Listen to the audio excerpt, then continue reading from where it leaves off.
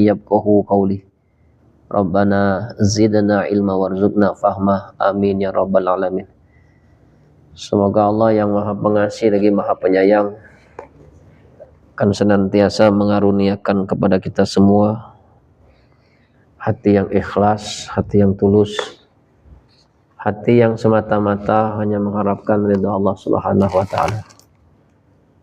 Allah yang maha kuasa atas segala sesuatu, penggenggam dari segala kejadian, yang maha membolak-balikan hati, yang maha menciptakan lagi maha menyempurnakan dari setiap ciptaannya.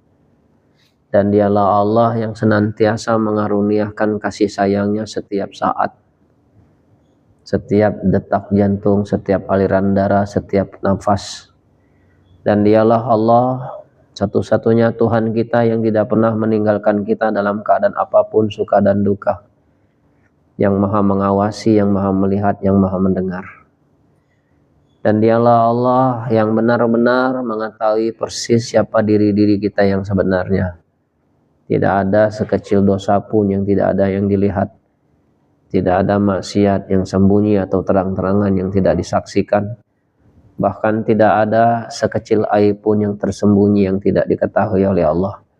Apapun yang pernah kita lakukan selama hidup di dunia ini, kelak nanti di akhirat semuanya akan diminta pertanggungjawaban oleh Allah Subhanahu wa ta'ala. Beriring salam kepada baginda besar Muhammad sallallahu alaihi wasallam, kepada keluarga, sahabat, zuriatnya, begitu juga pengikutnya yang setia.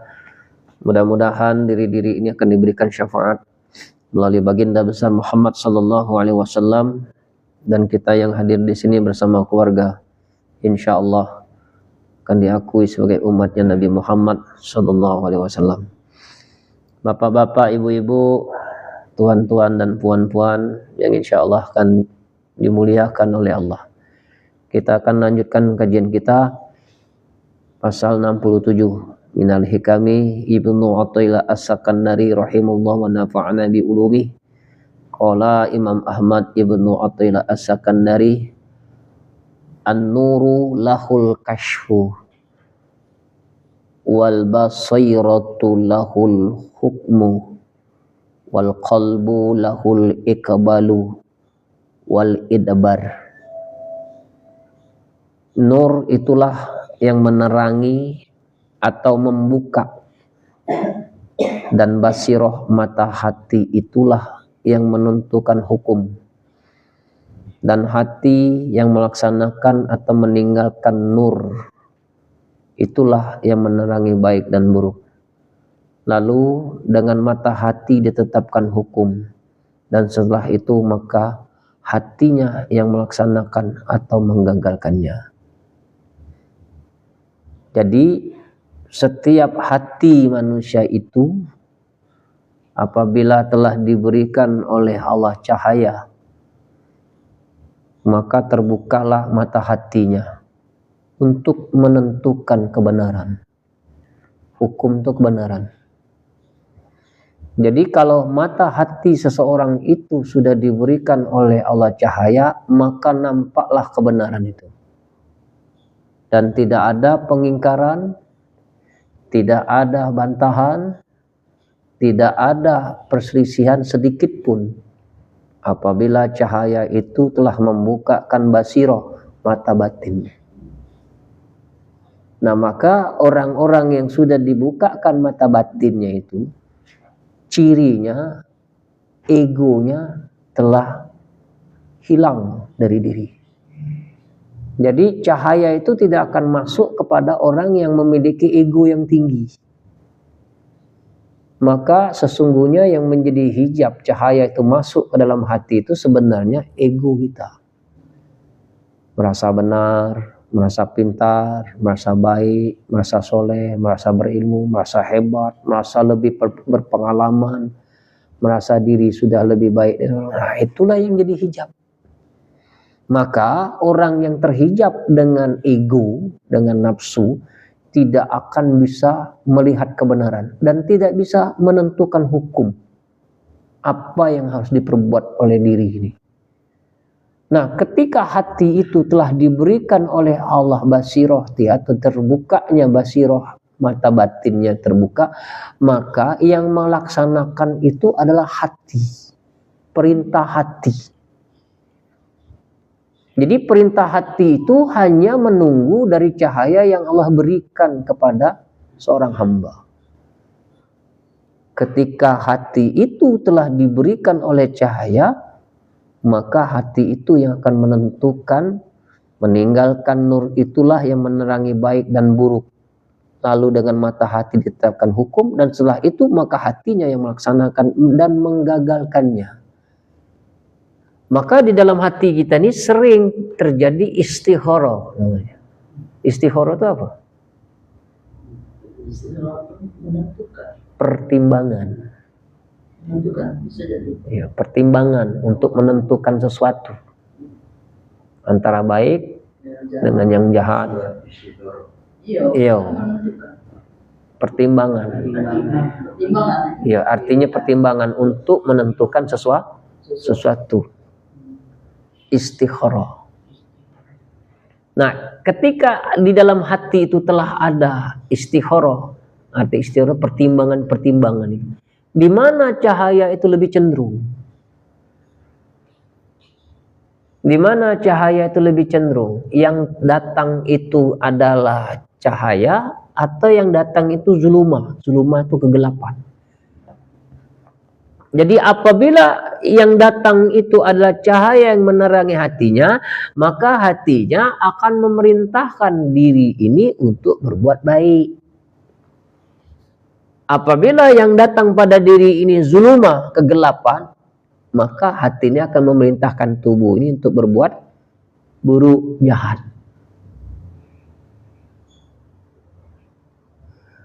Dari sini bisa dipahami tidak bapak-bapak, ibu-ibu yang saya hormati? Bisa dipahami kan? Jadi yang menentukan cahaya dan kegelapan itu bergantung kepada Allah. Jadi bukan kita yang menentukan cahaya dengan kegelapan itu. Dan tubuh kita ini cuma patuh karena kehendak hati. Hati ini patuh karena ada ruh. Ruh ini patuh karena ada syir. Syir ini patuh karena ada aku. Tuliskan nih.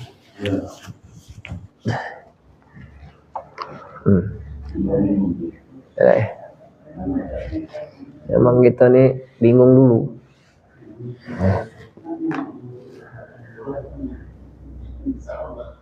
Nur.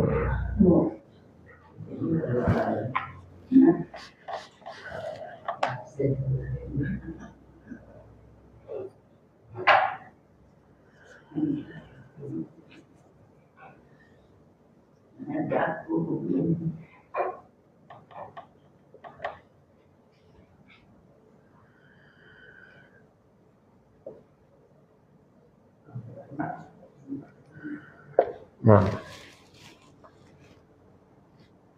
Allah yang memberikan cahaya, Allah yang memberikan kegelapan ke dalam hati, lalu berimbas kepada tubuh. Tubuh ini perbuatan.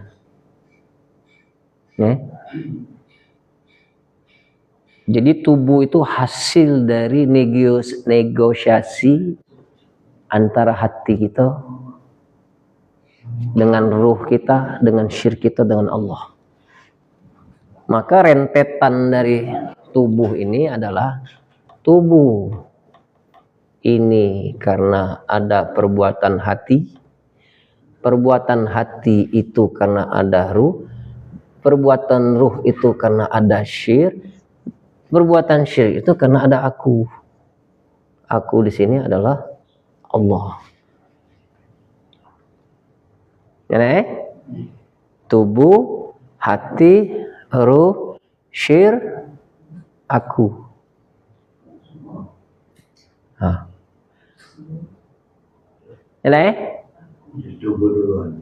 Ya, jadi tubuh ini tidak bisa bergerak kalau tak ada perintah. Hati tidak bisa bergerak kalau tak ada perintah. Ruh tidak bisa bergerak kalau tidak ada syirk di balik itu. Syirik tidak bisa juga bergerak tanpa Allah. Atau dibalik. Hah? Atau dibalik aku dulu. Ya atau karena Allah datangnya sirruh, hati baru ke tubuh. Jadi yang zohir, yang nampak ini menuju kepada yang batin. Ini zohir kan? Ya. Ini batin kan? Jadi benar tak dalam Al-Quran surah Al-Hadid itu? Wal awalu, wal akhiru, wal zohiru, wal batin. Dialah yang Allah, dialah yang awal, dialah yang aib, dialah yang nyata, dialah yang gaib. Inilah nyatanya Tuhan. Inilah gaibnya Tuhan. Nyambung nggak nih? Agak.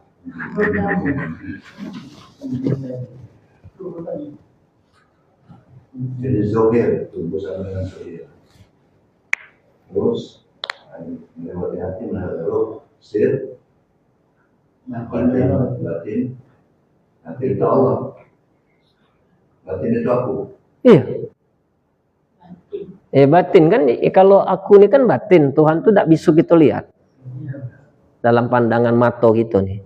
Nyatonya Tuhan tuh ya tubuh ini. Maka untuk melihat siapa diri kita nih, lihatlah 7 sifat ma'ani yang pernah kita bahas sebelumnya. Kodrat, irodat, ilmun, hayat, sama, basor, kalam. Itulah manifestasi Allah kepada tubuh ini. Tapi itu bukan Tuhan. Jangan salah. Kita bukan Tuhan.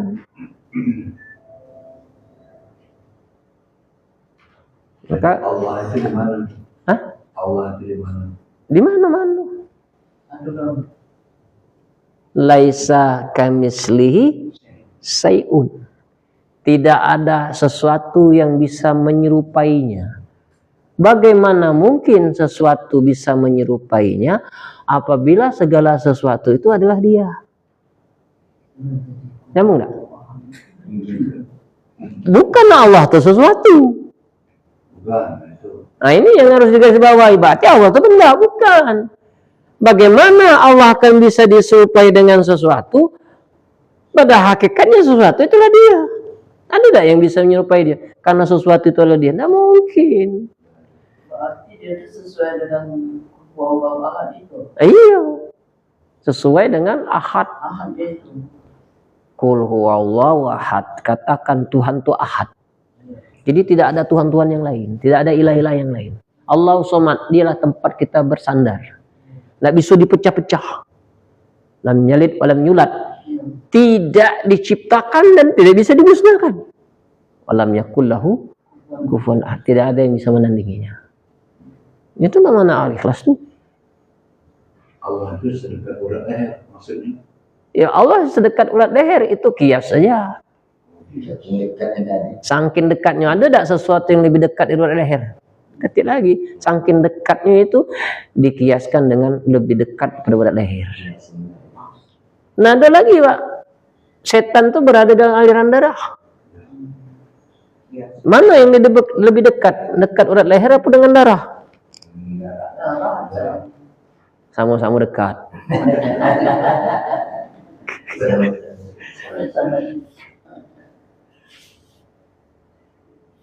Memang agak ngeri gitu nak buka ke ini.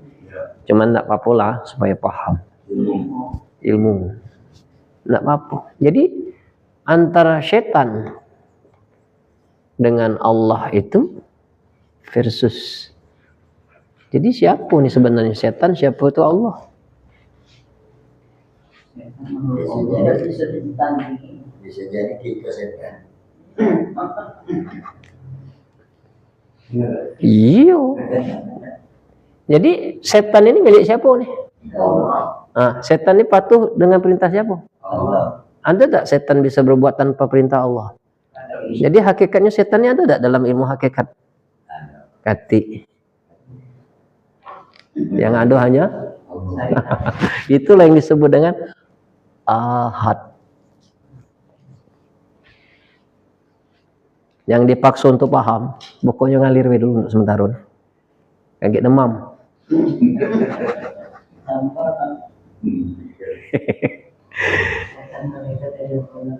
Nah, itu. Maka aku bilang, segala sesuatu itu yang diciptakan oleh Allah itu bukan untuk dikomenin, bukan untuk dibantah, cuman untuk disaksikan saja. Atau dibahas. Atau dikaji. Benar enggak? Kamu enggak bisa memprotes, interupsi, menyelisihi, menyalahkan, enggak bisa, Pak. Karena sudah ada ketentuan, sudah ada hukum di situ. Sudah ada sistematis yang enggak bisa kita rubah. Yang cuman bisa merubah itu cuman Allah semata, dan tugas kita ini diciptakan oleh Allah cuman satu, untuk mengenal Tuhan dan menyaksikan perbuatan Dia. Mengenal Tuhan tadi mengkaji, menyaksikan perbuatan Dia. Antara kajian makrifat dengan yang kau saksikan itu ndak ada yang ndak kelop, pasti kelop. Siang malam dia terlewat. Iya, siang malam dia terlewat dan semuanya kelop. Oh iya, oh benar. Ndak kata penyelisihan di situ. Hidung itu kan ke bawah bang. Iya. Kalau lucu, sudah diatur. Sudah diatur, ndak bisa. Dan Allah itu menciptakan manusia itu proporsional.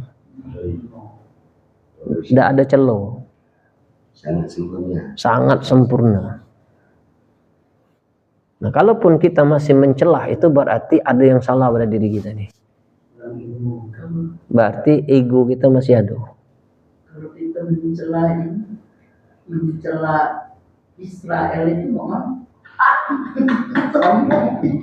sama itu. Secara syariatnya tetap kita kutuk. Secara pandangan syariat, yang batil tetap batil, yang benar tetap benar. Kita mencelah kebatilannya untuk membuktikan bahwa kita berpihak kepada yang benar. Ini dalam pandangan syariat. Kalau dalam pandangan hakikat, Israel itu adalah Allah telah menunjukkan sifat jalal dia. Jalal. Allah punya dua sifat. Sifat jalal dan sifat jamal. Nah, Allah sedang membuktikan sifat jalal dia. Nah, sifat jalal itu siapa yang menentukan perbuatan itu? Dia juga. Jadi, tugas kita cuman menyaksikan, oh inilah kebesaran Allah. Lalu dalam pandangan hakikat, tidak bisa kita mencelah. Mencelah perbuatan mereka sama mencelah Tuhan. Ada tidak suatu perbuatan yang terjadi baik dan buruk ini tanpa seizin dia? Tidak ada. Dalam pandang syariat tetap kita kutuk. Karena perbuatan-perbuatan yang merugikan orang lain. Karena perbuatan-perbuatan tamak dan rakus. Ya kan? Merasa hebat, merasa berkuasa, merasa punya kekuatan. Jadi semena-mena ngambil negara orang. Gitu kan? Tetap kita cam dalam pandangan syariat. Kalau ditarik lagi ke dalam kajian kita, tubuh, hati, hirusir itu ke sana dia jadi. Maka la ilah inna lillahi la haula wala habis cerita, Pak. Jadi jangan demam mikirkan itu. Gergetan, emosi, akhirnya tensi darah naik, mati kita. Ya kan kita tuh komen ya. Nah, pemimpin Israel sama pemimpin Amerika itu. Nah, Ya syariatnya, kita berpihak kepada manusiawi. berasa tak kira-kira. Iya, di mana? Berasa Allah nanti. Iya, Tuhan yang lebih tahu. Yang jelas kan perbuatan itu tidak baik. Iya. Dan kita wajib membela yang benar. Beda Iya. Tidak boleh kita gawi Allah galak benar. Tapi dalam pandangan yang bagaimana kita mengatakan seperti itu. Jangan kita ngataku yang sedang berjuang kau gawi Tuhan galuh. Jangan. Kena bom kau. Jadi lihat sikon ini dalam kajian gitu. Dalam pandangan tasawuf, Allah telah membuktikan sifat jalal dan jamalnya. Siapa jalal? Israel. Siapa jamal? Iran. Palestina. Itu semua perbuatan siapa? Allah. Mereka tuh semua boneka-boneka Allah. Allah sedang membuat permainan, Pak. Nah, kita ini menyaksikan, itulah gawe Tuhan. Apapun yang terjadi di muka bumi. Apapun yang terjadi, wallahu laqakum wa ma ta'malun. Allah menciptakan kamu dan menciptakan perbuatanmu. Fa alhamaha fujuruha wa taqwaha. Allah yang mengingatkan jalan baik dan buruk. Ada tak sesuatu yang bisa bergerak la tataharrab bi zarratin illa bi iznillah? Adakah sesuatu yang bisa bergerak tanpa seizin Allah? Tidak ada. Itulah makna dari ahad. Satu. Kalau sudah ahad, ada lagi tak yang kau lihat selain dia? Kamu kocek lagi dalam tubuhnya, dalam suatu negara, di dalam negara ada rakyat, di dalam rakyat ada pemimpin, di dalam pemimpin itu kau buka lagi hatinya, kau dalami lagi di dalam hati itu ada ruh, kau buka lagi dalam ruh itu ada syir, kau buka lagi dalam syir itu ada Tuhan. Begitu seragam-seragam duniawi ini dibuka, kamu lihat siapa yang menjadi dalang semua kejadian itu. Oh Allah, begitu kau hujat di hadapan Allah, melaknat perbuatan itu sama seperti melaknat. Nah itu Pak. Jadi dia lebih baik. Hah? Dia lebih baik. Nah. Jadi kita tidak boleh mengancam itu. Ya bukan tidak boleh. Yang kata Pak Haji tadi secara manusiawi dalam syariat itu wajib kita untuk mengutuk perbuatan itu. Tapi kalau kita selami lagi dalam kajian tasawuf itu tadi lebih baik diam. Serahkan semua urusannya kepada Allah. No comment. Tidak bisa komen. Lebih baik tidak usah. Iya lebih baik. Artinya lebih baik kita no comment. Kalau kita kocek lagi lebih dalam, masuk lagi kau selami, ya ternyata yang membuat cerita itu siapa? Begitu tahu itu adalah Allah yang membuat itu, malu tak kita ngelaknatnya? No, rupanya Allah. Itu dalam pandangan hakikat. Nah, bagi orang yang masih belum sampai kepada makom itu, tidak salah dia duduk di syariat. Karena disitulah pengetahuan dia. Nah, orang yang sudah pada belajar di mutasawuf itu tidak ada lagi hujat menghujat. Dan tidak ada lagi sibuk mengoreksi kesalahan orang.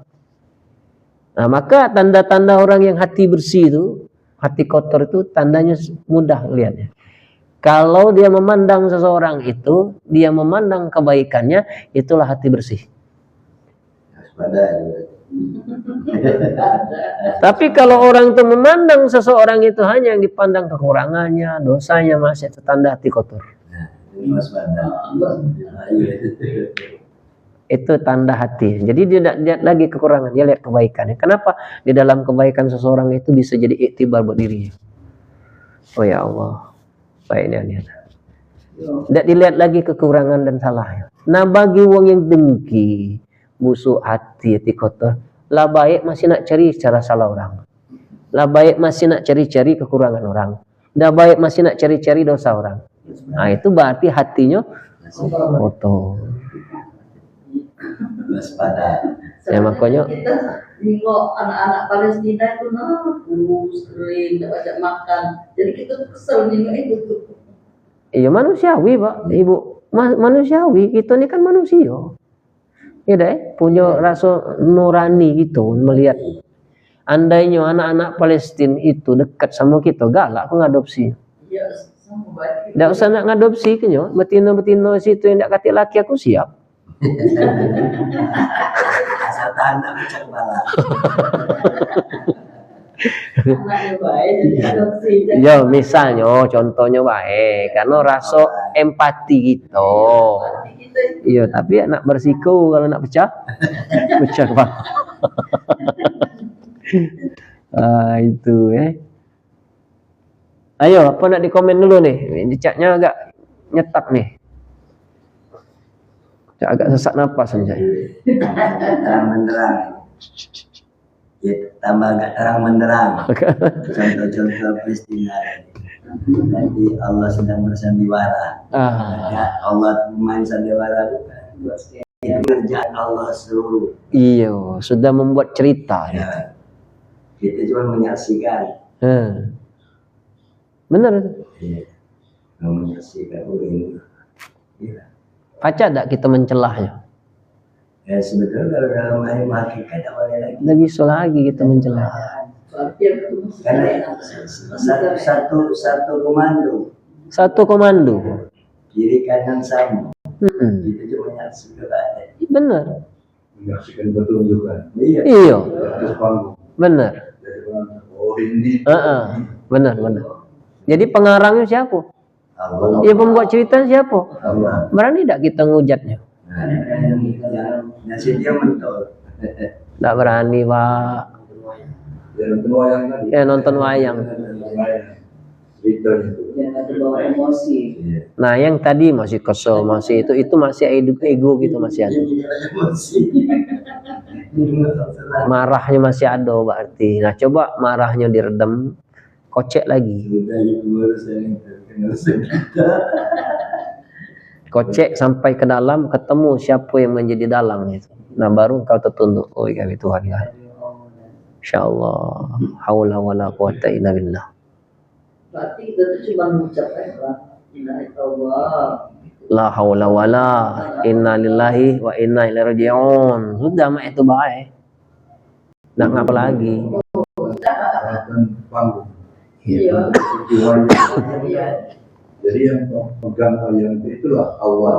Iya. Iya. Ya, lagu lagi. Nah, kau. Gugur juga. Ajung. Cerita lagi.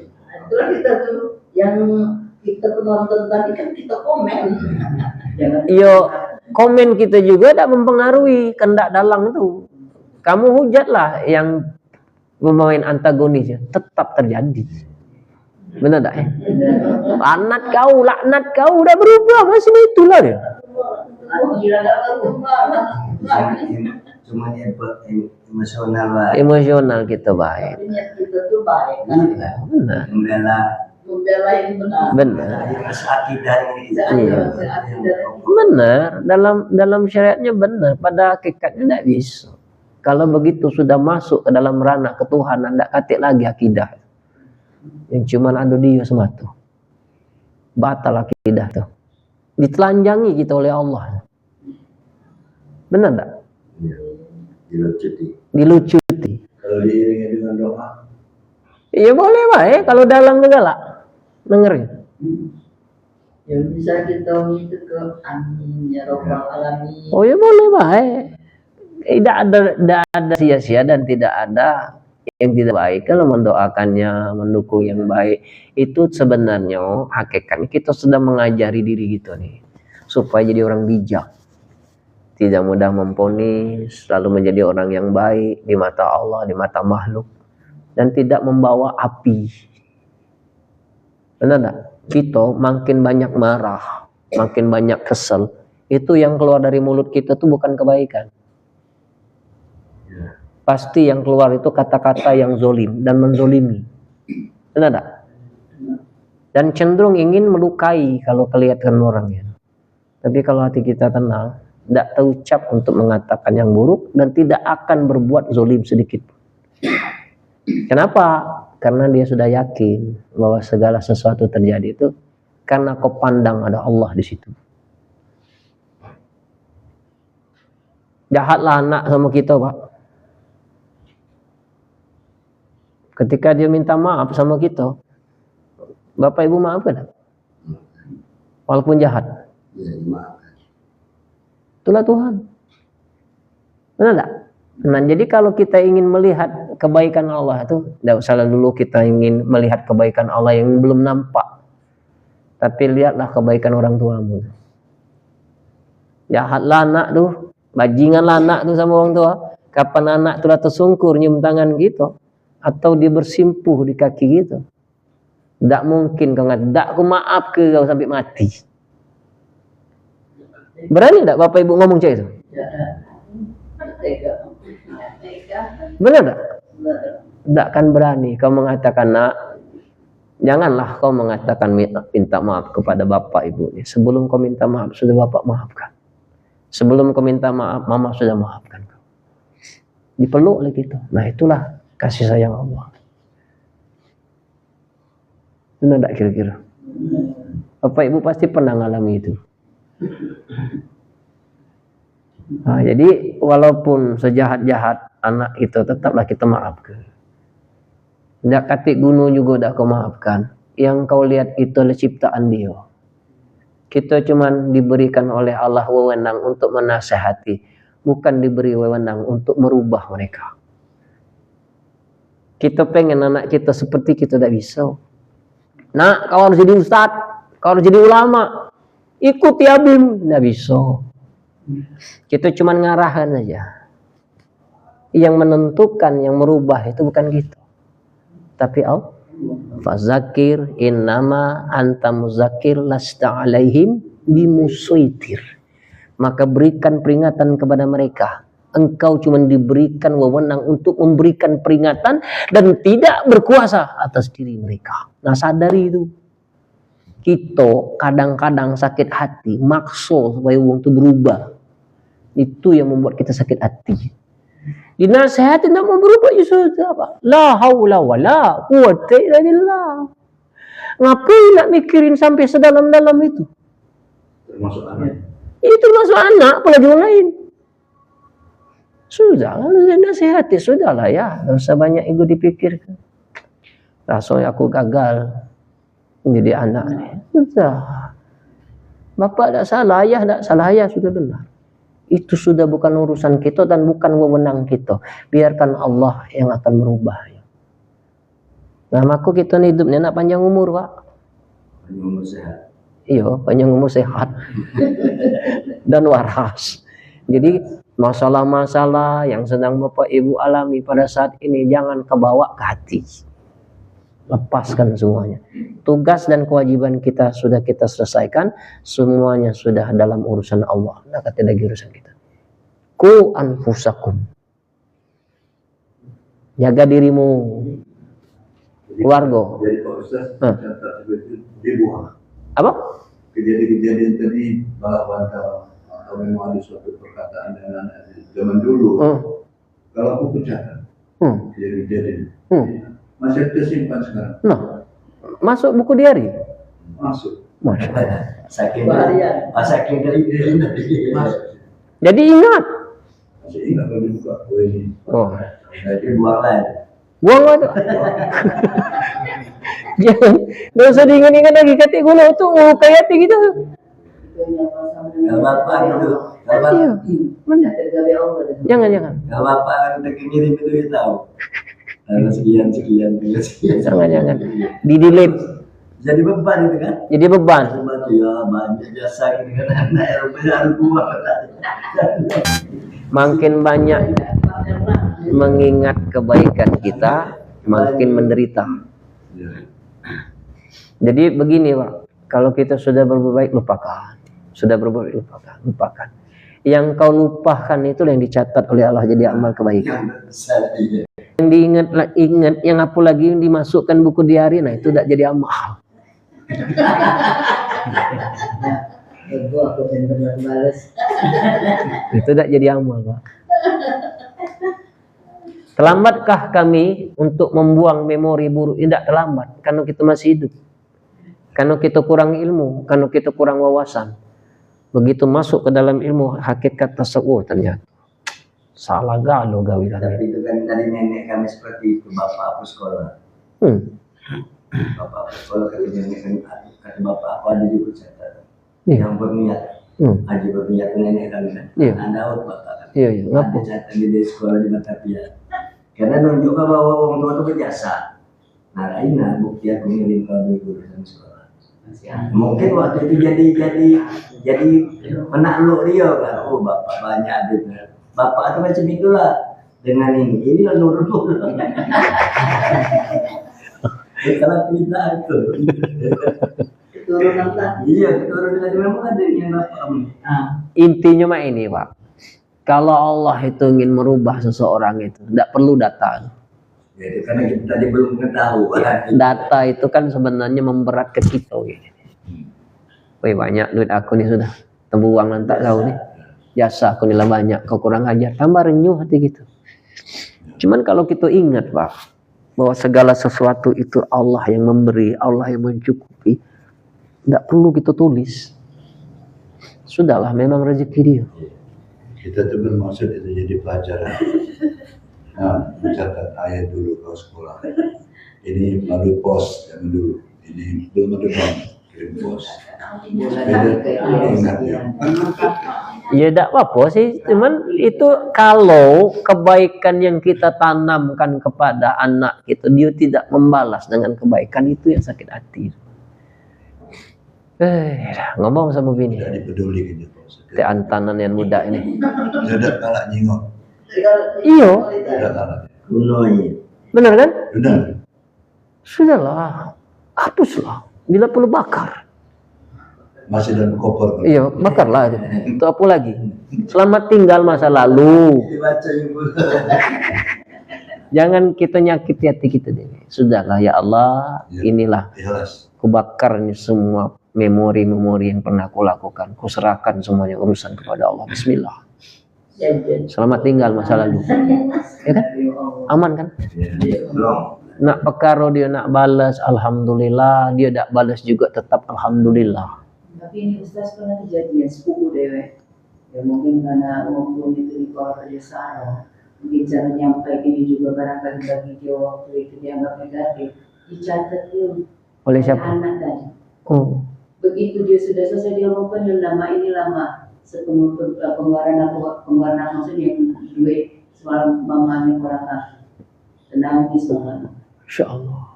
Kan bagus juga Pak. Itu bagi anak. Iya bagi anak, tapi dia tidak tahu kasih sayang doa tadi dan perlindungan di situ. Cuma mungkin pada saat ngasih duit mungkin ngomel atau apa, itu dia turun dendam. Oh, untuk menunjuk kebaikan. Iya, ini juga Masuk kita itu semangkir. anak itu tua. Membangkitkan kebaikan wong tua. Iya.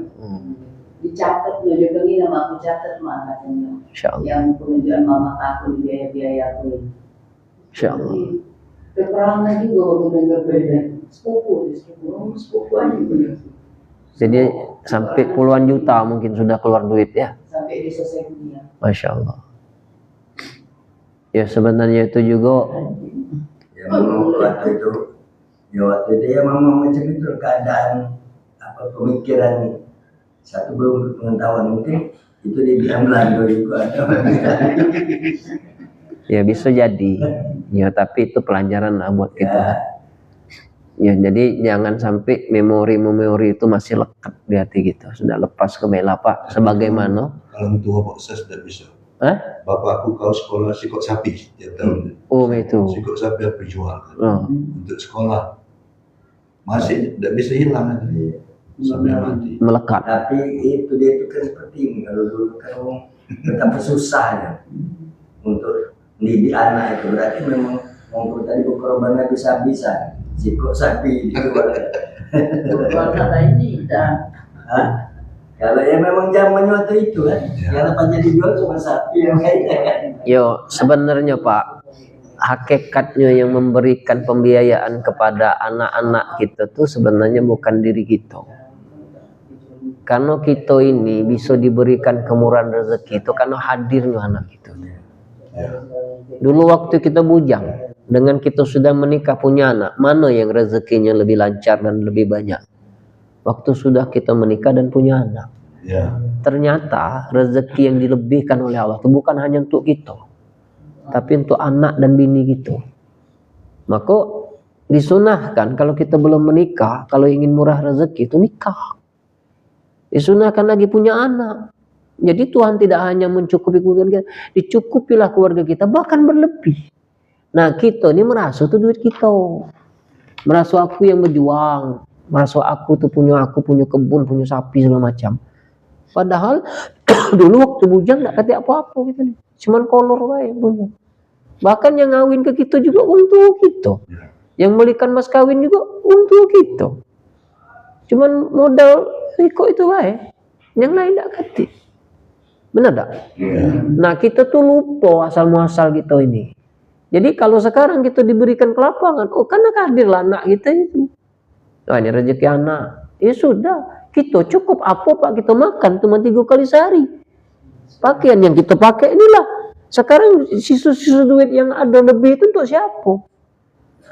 Untuk anak kita, mungkin untuk uang yang bantu pertolongan kita. Itulah yang Tuhan ciptakan untuk kita. Nah beruntung kita menjadi keran rezeki untuk orang lain. Berapa banyak orang yang kerannya itu tidak kati untuk kita, untuk uang lain. Jangankan untuk uang lain, untuk diri lagi kurang. Netes. Ya netes tidak jelas.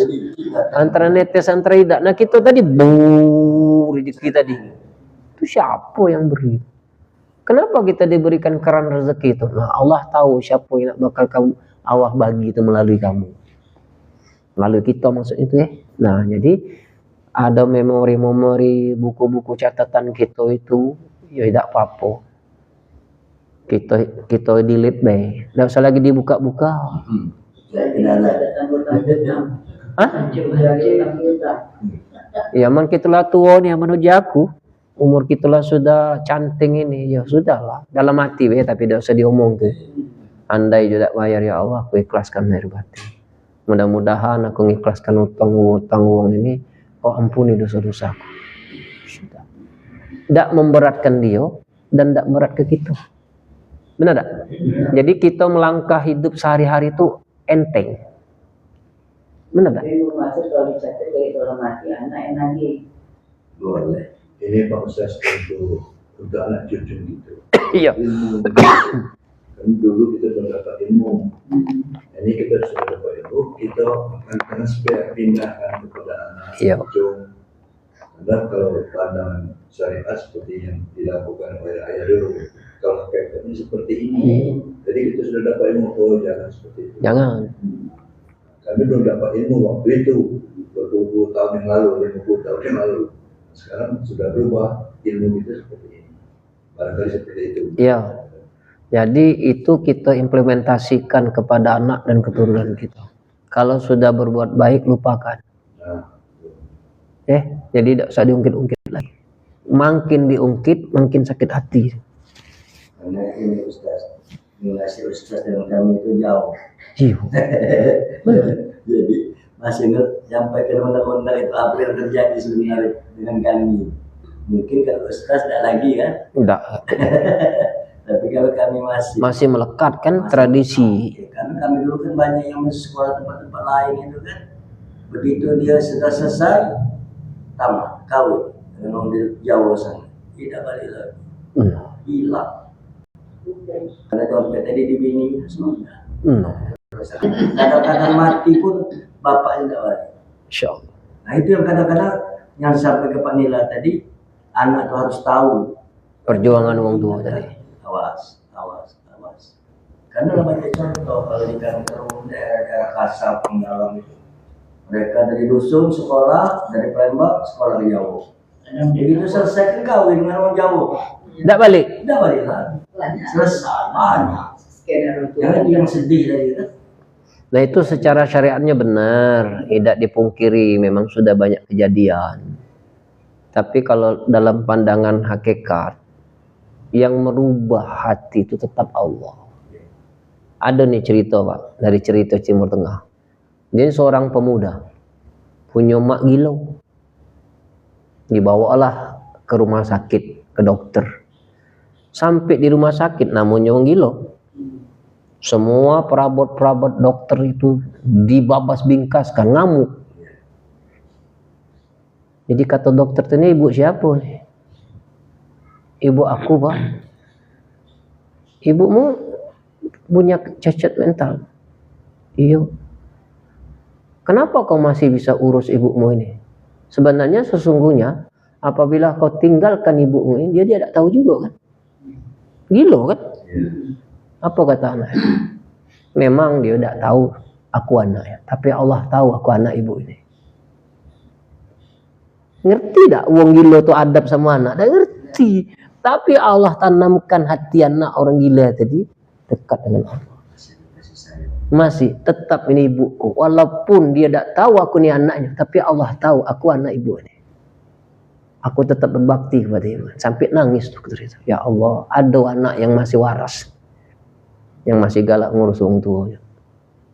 Mising di celana, ngencing di celana. Nah, jadi kembali saja kepada Allah. Yakinkan bahwa semua milik itu milik Allah dan mintalah kepada yang maha memiliki. Kami punya anak, walaupun aku masih muda. Setiap apa yang kau berbuat, tidak pernah kuungkit-ungkit. Kalau memang suatu saat kau jadi anak yang soleh, kau ingat sama Umi sama Abi. Kalaupun nanti suatu saat kau tak ingat kepada Umi Abi, itu bukan urusan kami. Urusan kau sama Allah. Aman Pak kita Pak. Jadi kita tidak banyak sakit hati. Kita sudah sering disakiti. Karena ilmu itu yang belum kita dapat. Iya. Bapak Ustaz belum pindah dengan kami ini kan. Nah sekarang ditransferkan ilmu itu. Dan Lain generasi tadi. nah itu diimplementasikan biar kita tidak terbeban gitu. Karena begini Pak, kita hidup di dunia ini hanya untuk menyelesaikan PR-PR duniawi gitu. Yang masih memberatkan kita mati menghadap Allah itu masih banyak PR yang belum selesai. Masih sakit hati, masih dendam, masih banyak utang orang yang belum terbayarkan. Benar deh? Ada perilaku yang tidak mengenakkan hati, itulah yang jadi PR kita. Nah, lepaskan PR itu semua. Selesaikan semua PR duniawimu itu suatu saat besok, lusa atau malam ini kita mati siap. Benar enggak, Bu? Masih ada tidak ganjalan dalam diri kita nih?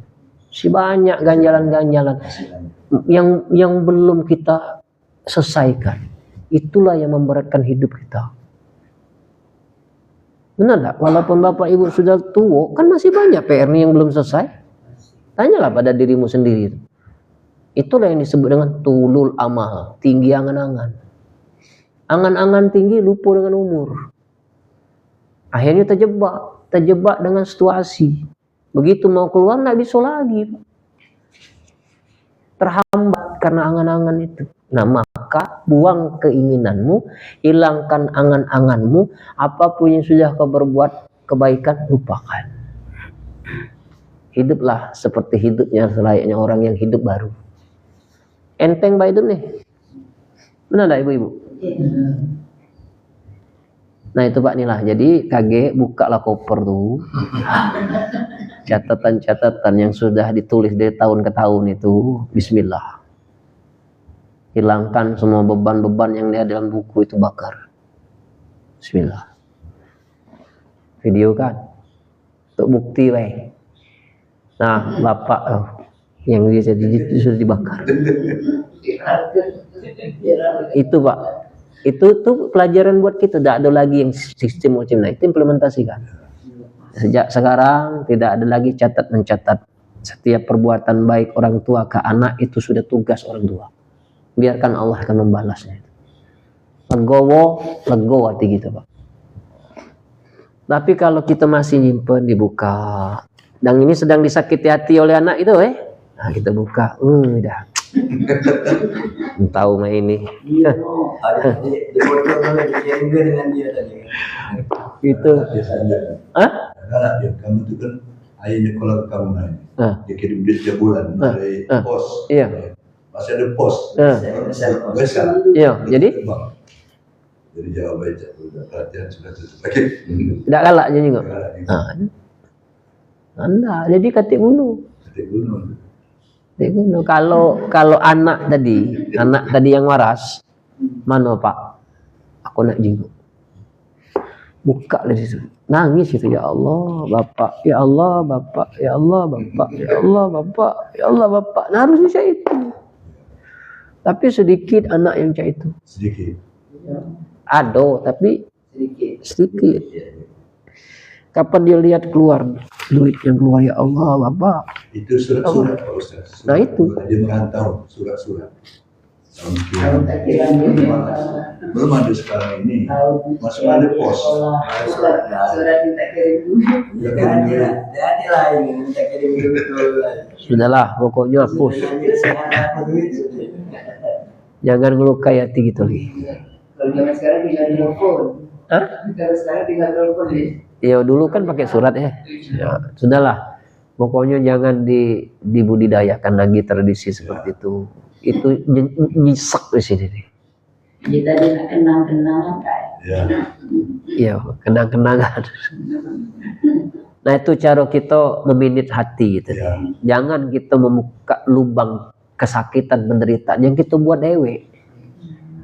Sebenarnya yang membuat kita tuh jadi terenyuh dan terluka tuh kita dewe tuh lah. Ya. Yang membuat kita lebih sakit hati, lebih tidak merasa, tidak nerimo dengan perbuatan itu. Tapi lupa gitu, yang menggerakkan hati setiap makhluk itu Allah. Kira-kira mah itulah Pak. Nah jadi ya banyaklah mawas diri tadi. Sudahlah, seperti kita punya anak, tidak banyak mungkin anak kita. Satu persatu mereka ninggalkan gitu Pak. Yang sudah nikah perempuan diajak suami pergi, Ya. itu ikhlas.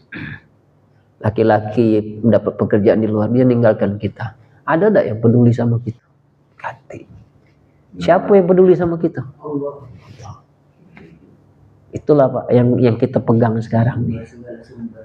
Sekarang kau sedang kumpul, anak masih kecil, tidur sekamar, masih dekat sama nih. Yo, sekarang nih. Kalau sudah seumur-umur bapak nih, sudah 70, 60, nah kemana anak nih? Bahkan ketika lebaran pun lupa mengucap salam. Kira-kira. Bahkan ada tidak sempat datang. Alasan ini, anak itu. Anak kita ngarap-ngarap, anak kapan datang, sakit hati. Sakit hati. Te utak, te antanan, awaklah dibesak ke di sekolah kan. Uang itu buat. Ya bisa.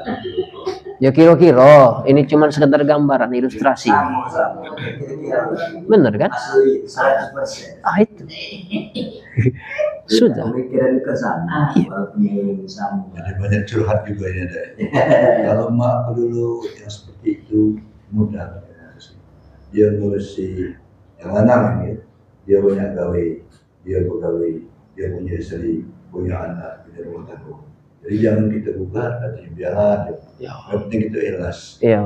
Pernah nyampe. Bener. Gitu. Bener itu. Dia katanya, dia anak sibuk pegawai, dia ngurusi anaknya, Iya. ngurusi macam-macam kan, Iya. sehingga tidak sempat lagi gitu. Iya. Dia ada apa-apa, Ah. tapi berarti kita tidak bernasib, Ya. tidak bernasib. Kalau kita ada nasib, datang dari sama kita kan. Iya. Tidak tahu ilmu apa yang dipakai itu. Bener itu. Iya. Bener lah ini. Kita tidak bernasib kan, selesai itu katanya. Bener Kalau itu. kita nasib, datang dia. Kalau kita tidak bernasib, dia datang. Berarti digerak oleh Allah itu. Iya. Akhir ke situ kan. Itu kan dalam. Kalau yang anak-anak itu yang jahat, apa agam dijahat? Kan pernah bercerita. Iya, agam. Cerewetnya, agam dibelinya. Iya. Agam galau, anak-anak. Ini agam yang beli. Iya.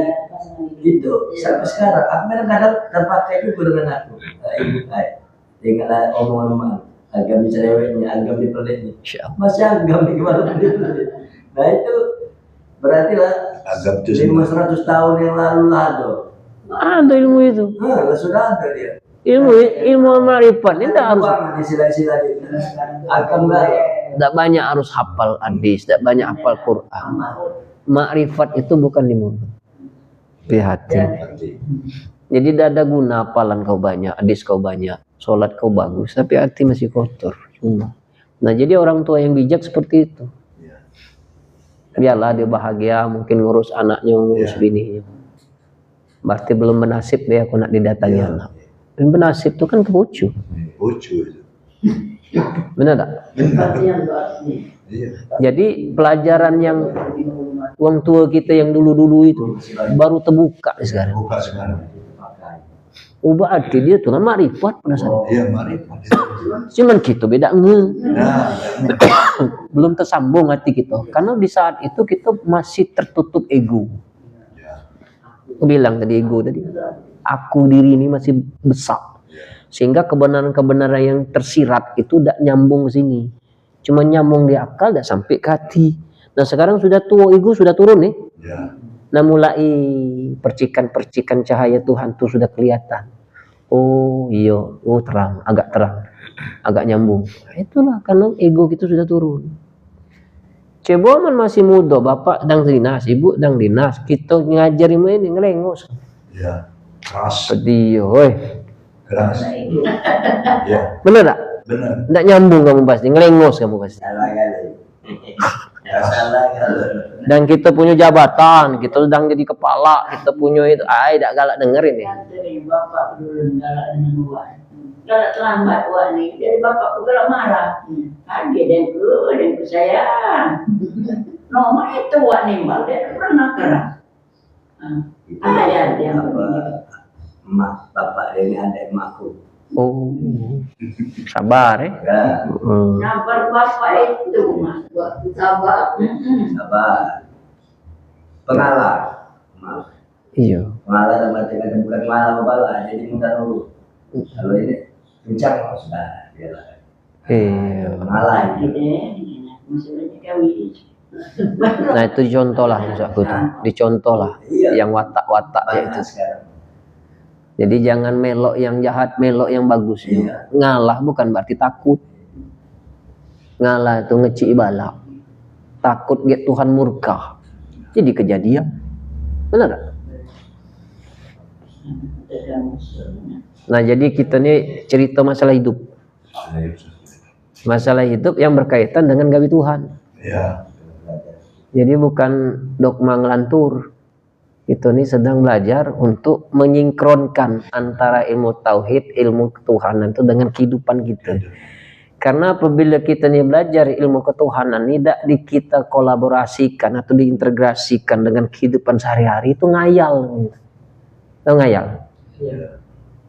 Cerita tinggi-tinggi tapi tidak diamalkan ya percuma. Sekarang ini realita kehidupan. Sehingga kita menghadapi hidup di dunia ini tidak berat. Kita kan selama ini menjalani hidup ini penuh dengan kebebanan atau kebebanan.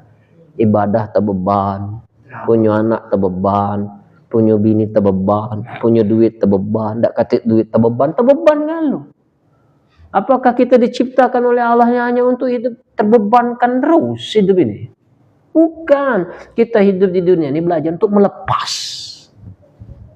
Melepas dan lepas. Melepas apa? Tidak ada lagi ketergantungan kita kepada sesuatu selain. Nah hidup seperti itu merdeka. Merdeka Pak hidup kita itu. Kalau tidak ada ketergantungan kepada sesuatu selain Allah itu, hidup kita merdeka. Jadi ibadahnya ikhlas. Ngadapi bini ikhlas, ngadapi laki ikhlas, ngadapi cucu ikhlas, ngadapi anak ikhlas. Bebas. Tidak mau murung terus. Mikir ke langit tak bertiang, capek dulu seperti itu. Nah itu yang belum diproses. Nah itu Yang harus dikaji terus itu. harus. Ikhlas itu. Ya beban tadi ini beban. Janganlah. Biar dihilangkan beban itu. Buang. Udah tua gitu. Nak apa lagi nak dibebankan? Jadilah muda banyak beban. Mana tua nak beban bulu. Kapan senangnya hidup ni Pak? Maka dalam ibadah itu tidak ada paksaan. La ikraha fiddin.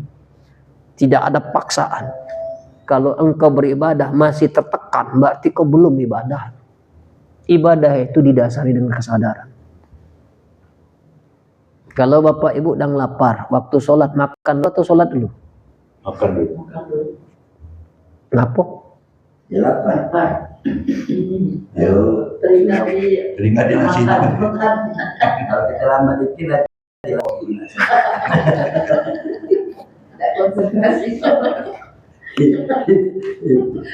Kenapa lah kita menggerakkan tuh makan dulu baru sholat? Apalah kalau dipandang dalam hakikat nih. Kalau syariat tadi lapar. Ngapa makan dulu? Ya karena lapar. Itu syariatnya. Kalau dalam hakikat ngapa? Tapi dia besok. Kendak. Hah? Nah, ngapa Allah berkehendak seperti itu? Jangan lapar. Ya, Busuk kalau kita lapar. dia sayang dengan kita. Itu benar. Nyambung berarti. Kasih sayang Allah. Karena Allah tuh sayang sama kita. Itulah kasih sayang Allah. Nah, kita tidak sadar. Yang taunya lapar. Kaget makanan habis. Tinggal tanda kecil yang besar-besar dimakan. Nah, itulah tadi. Karena Allah itu sayang. Kau tidak disuruhnya cuman beribadah saja, tapi kasih sayang Allah itu lebih dulu datang daripada ibadahmu. Hebat Allah. Kasih sayang Allah itu, nikmat Allah itu lebih didatangkan dulu baru kau beribadah. Inna a'toina kal kausar. Benar kan? Sungguhnya telah banyak nikmat yang kuberikan kepadamu. Fasholli li rabbika, baru disuruh kau sholatlah kepada Tuhanmu. Nikmatnya dulu didatangkan. Jadi waktu kita lapar, ingin sholat, apa kata? Makanlah dulu. Contohnya inilah, saya kasih analogi. Pak, aku nak tidur dulu Pak ya, baru ngerewangi Bapak ke pasar. Apa yang dijawab oleh Bapak? Maksud nak ke pasar atau disuruh tidur? Dengan situasi. Kalau main hati nurani gitu, apa kata Bapak? Tidurlah dulu nak. Kaget kalau sudah segar baru rewangi Bapak ke pasar. Itu yang benar. Itu yang benar. Bijak dah orang tua seperti itu. Bijak. Allah lebih bijak dari orang tua. Ketemu lagi itu. Allah lebih bijak daripada orang tua kita. Nah bayangkan saja Pak. Maka dalam ibadah la ikraha fiddin, tidak ada paksaan. Contoh lagi, kita naik motor, nak sholat Jumat, tiba-tiba di tengah jalan ada yang minta tolong sama kita. Nak melakukan sholat Jumat, apa tolong dulu bang tuh? Tolong dulu. Berdosa kita meninggalkan sholat Jumat? Tidak berdosa, kan ada ganti sholat zuhur. Nah, itu hati-hati. Ya. Jangan sampai kita terkejar, ya aku nak sholat Jumat. Nolazan.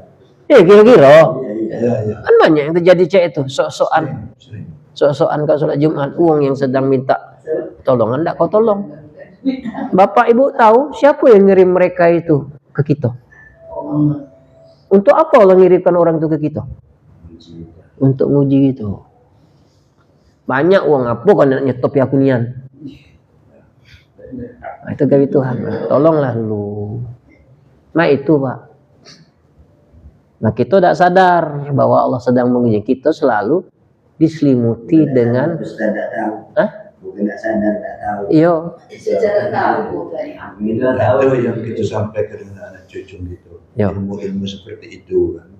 Kita sudah tahu sekarang, baru dapat ini. Mana yang jadi duluan tadi?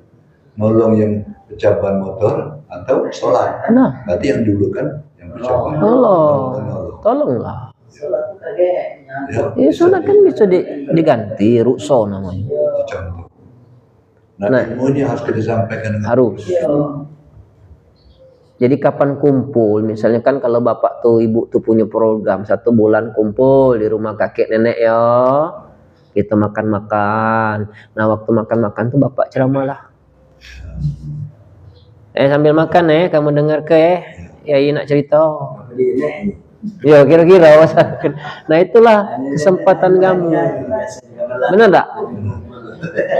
Dan pikiran lain. Serahlah. Mereka undang datang itu, ya diundang makan. Memang dakwah itu harus dengan makanan. Datang, apa dia? Nah sudah makan, nah kakek nak cerita dulu, nak cerita nah, sampai ke apa yang ibu bapak tuh dapat, supaya ada kenang-kenangan. Ya. Oi dulu bapak, dulu yai dulu waktu itu kami sering diundang sebulan sekali di rumah, dengarkan ceramah dia. Kalau membekas kayak gitu ke anak cucu kita, benar tak? Ya. Siapa tahu ketika kita meninggal dia ada keinginan ingin belajar ilmu itu. Nah siapa be gurunya? Kita tak pilih siapa pun juru. Aku pengen dia yang diomongan bapak tuh apa dia. Nah itu Pak maksud aku. Dibuat program sebulan sekali lah. Aman setahun sekali lah mau igo itu lebaran. Sebulan sekali. Aku rasa tidak katik ruginya kita kumpul-kumpul sama anak kan hari Minggu misalnya kalu. Ya. Itu masuk aku tuh. Nah itu program kita untuk mentransfer ilmu yang selama ini tidak tahu tadi. Ya. Dikasih tahu. Nah kalau kami ini programnya seminggu sekali kumpul sama anak-anakku baby ini. Kapan makan sambil cerita. Ya. No HP, tidak boleh main HP. Dengar ke, walaupun dia dengar pokoknya sampai ke. Kamu kok lekat di otak itu. Kapan lekat di otak itu ada modal itu. Kapan ada yang bercerita tentang ilmu ma'rifat, tak heran lagi dia. Gak tahu dia. Tinggal nunggu pacak tak dia ngamalkan itu. Itulah program harus punya program Pak. Gitu nih, jangan cuma sibuk tuh program di luar, program untuk keluarga gitu dulu. Evaluasi diri. Sudah itu juga, jangan segan-segan kita minta dikoreksi dengan pasangan kita Pak. Ayo, Bapak manggil Ibu apa? Bu, lama aku hidup sama kau? Baru 50 tahun. Hah? Baru 50 tahun. 50 tahun. Kira-kira Bu, selama 50 tahun nih, apa yang kurang pada Bapak nih? Sebutlah, tidak usah bohong, jujur sejujur-jujur. Tapi kebanyakan lanang yang nak minta maaf, kita yang nak minta maaf, lanang tak galak minta maaf sama kita. Iyo, Banyak memang lanang tuh kan egonya tinggi Pak. Bu. Nah ketika istri menceritakan kekurangan kita, sudah cukup B3 kok dulu untuk minggu ini. Nah aku nak perbaiki selama 3 kok ini, apa yang kekurangan aku nak perbaiki terus sampai benar-benar memano Bu. Kira-kira lah sudah benar setahun aku nih, ada tak perubahan dalamnya? Ada. Signifikan ilmu itu berarti. Jadi tidak butuh penilaian uang yang di luar sana, dia tidak tahu siapa gitu. Nah itu yang perlu ilmu itu Pak Ustaz disampaikan. pernah ada evaluasi gitu nih sama bini? Belum pernah. Nah, minta koreksi. Dan jangan marah. Tidak usah bersilat, tidak usah bela diri. Aku tuh ini, tapi tidak usah. Dengar dulu Pedas memang dengar, cuma tidak apa-apa. Hilang di bawah kita, tidak apa-apa. Untuk menurunkan ego gitu. Abi itu tukang marah. Wih.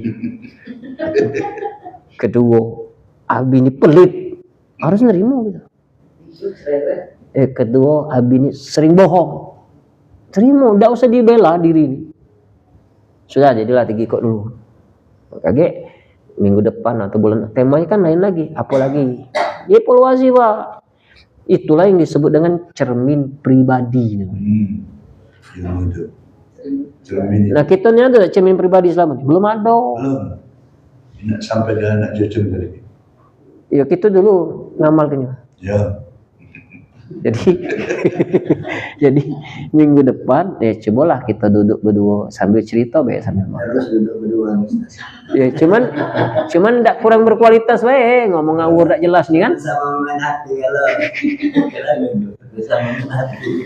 Kurang ilmu. Nah itu antisipasi untuk kita. Tapi kalau Ustaz kita ngomong misalnya minta maaf, Iya. ya aku minta maaf dari kamu selama ini banyak dosa. Iya. Tapi aku tidak tahu dijawab ke dalam hati apa mama cuma itu. Tidak dijawabnya. Harusnya dia tuh jawab kabur kan ya. Iya. Iya aku juga minta maaf misalnya. Iya. Itu tidak jawab. Dia tuh Iya, Mbak. tidak tahu, aku tidak dengar dia jawab. Cuma aku ngerasa aku dijawab tidak. Oh. Sering aku ngomong dengan dia aku banyak dosa. Lah ngapa tidak jawab? Nah, dia masih Ikhlas kita. Oh ikhlas ya? Nah, sudah ada jawabannya. Tidak usah dia apa diucapkan dalam hati. Alhamdulillah, lah terjawab.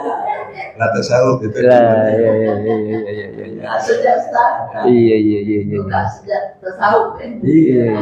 Tuhan Maha tahu. Iya, insyaallah. Yang tahu itu cuma aku dengan Allah. Insyaallah, haula wala quwata illa billah. Nah, jadi Bu, itulah jawabannya. Allah tahu ikhlas dia. Nah, tapi sang suami juga jangan segan-segan minta maaf suami. Kita ini kadang-kadang laki-laki ini cuman berharap supaya istri minta maaf, tapi Sama Pak Ustaz kalau berat gitu untuk minta maaf. Minta lah. Aku juga apalagi lah tua nih. iya, banyak nih kata-kata aku nih galak nyakit ke perasaan kamu. Kaulah capek, kumarahi fulo. Kaulah masak, kumarahi fulo. Kau cuci baju aku, kumarahi fulo. Kau urus anak aku, kumarahi fulo. Ini maafkan aku kalau ada salah. Ya sudahlah Pak, kita sama-sama banyak salah. Kelar Pak, mati husnul khotimah. Amin kayak Ya kira-kira mah itulah, kita ini tidak mungkin Pak Bu lama-lama itu selalu bersama. Suatu saat pasti pisah gitu. Pisah sama orang yang kita cintai. Kalau kita nanti nak mati, siapa yang nak mati duluan? Kita laki-laki. Yang kita pegang itu bukan tangan anak itu. Kepegang tangan istri. di saat sakratul maut itu. Ibu nanti meninggal, tidak ada megang tangan suami orang, pasti megang tangan suami kita. Ya Allah, nak meninggal dunia itu, buktikan nanti. Ya Nyai, benar nak Nyai? Kalau mati ketunduan maksudnya. Kalau mati tidak ketunduan, tidak usah ngarep. Tidak usah ngarep. Nah, anakku jauh, tidak ketik nyinggung aku, tidak usah ngarep. Makin kau ngarep, makin berat hatimu meninggalkan dunia ini. Satu saja harapan, ya Allah, jangan kau tinggalkan aku di saat aku sakratul maut. Ketik. Itulah yang Maha Pengasih lagi Maha Penyayang. Itu yang hebat, jangan tertinggalkan Allah. Iyo. Jadi sedih aku dengar ya, walaupun belum nak mati.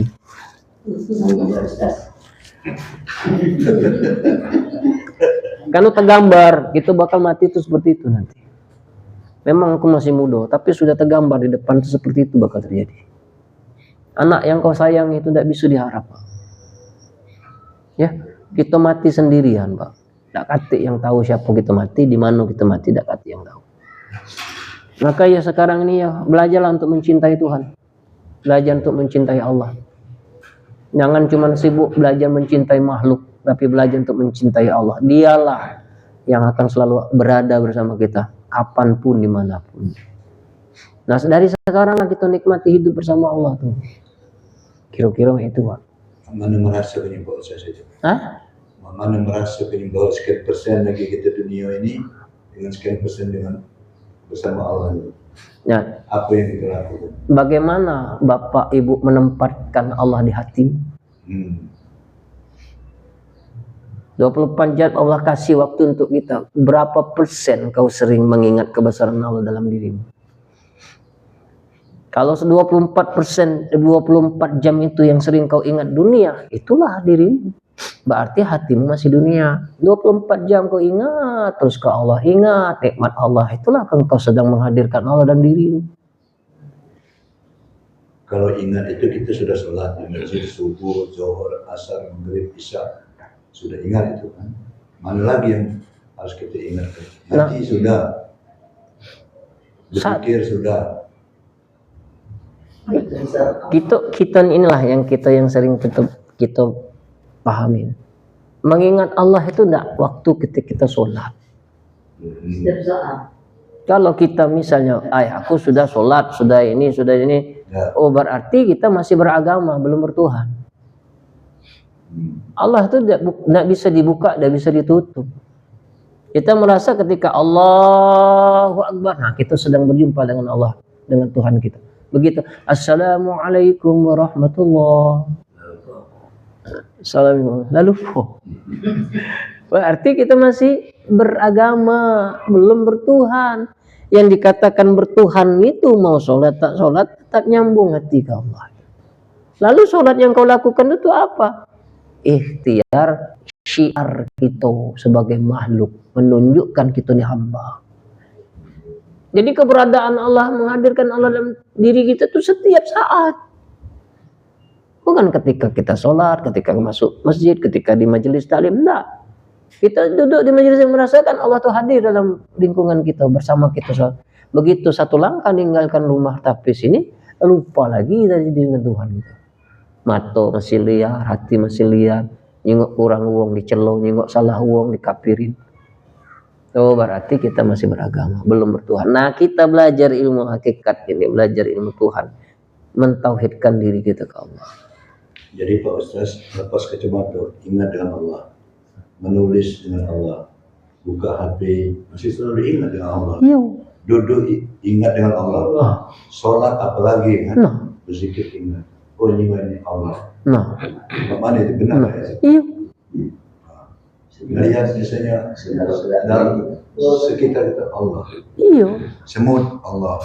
Angin paling dinginnya angin pucuk ini. Allah. Oh bulan besar lagi dikit. Allah. Itu masuk Pak Ustaz. Iya. Bertemu kawan yang berkabar, teringat dengan Allah. Siapa yang mempertemukan kita nih? Allah. Begitu lihat bulan, siapa yang menciptakan itu? Allah. Ada kawan telepon, halo, assalamualaikum, ingat lagi dengan Allah. Iya. Nah, itu maksud Pak Ustaz. Iya. Nah itu, jadi bukan waktu sholat. Ingat dengan Allah. Iya. Itu yang belum kita nikmati maksudnya. Belum kita. Waktu kita makan, mak mana cara kita menghadirkan Allah? Mak mana Pak? Kalau waktu kita makan untuk menghadirkan Allah, mak mana? Bersyukur kita bisa makan. Alhamdulillah ya Allah. Aku masih pacak makan ya Allah. Ini orang tasawuf, kapan dia makan tuh nangis Pak. Oh ya Allah, banyak orang tidak makan, tapi aku bisa makan. Ini nikmati tuh. Aku duduk ingat, bukan waktu aku duduk ingat, bukan yang membuat kau duduk tuh siapa? Jadi intinya itu bagaimana kita bisa duduk, siapa yang mendudukkan kita? Buka kacamata misalnya. Kau ingat siapa yang menggerakkan tanganmu untuk bisa buka kacamata? Ya dia. Masang kopiah. Masang kopiah itu siapa yang gerakkan kamu itu? Allah. Jadi tangan. jadi bukannya lagi apa masang kacamata nak nyeru. iya, jadi kata ingat itu bukan di sini. Tapi dia menyelam ke dalam. Benar tak ya? Menyelam ke dalam. Begitu kamu nyengok, woi, ikan ini. Bukan dia menyelam, nanti ke dalamnya. Iya. Woi, gawe Tuhan menciptakan indahnya ikan ini. Ke Allah. Nyengok, woi, banyu nih, bening nian. Inilah gawe Tuhan. Kita cuman kalau melihat keindahan alam tuh, kau puji alamnya, tapi tidak kau puji yang menciptakan alam. Benar tak? Oh indah nian pemandangan. Sudah batas itu, berhenti di situlah. Tapi kita tidak, hebat nian Tuhan yang menciptakan alam. Nah itu lupa Tuhannya. Maka banyak uang traveling itu ya cuman senang waktu traveling baik. Begitu pulang dari traveling, suntuk lagi otak dia. Nah ini yang belum kita miliki hakiki dalam hati itu proses. Kita pernah nonton di TV itu ada di YouTube itu Iran sedang perang sekarang.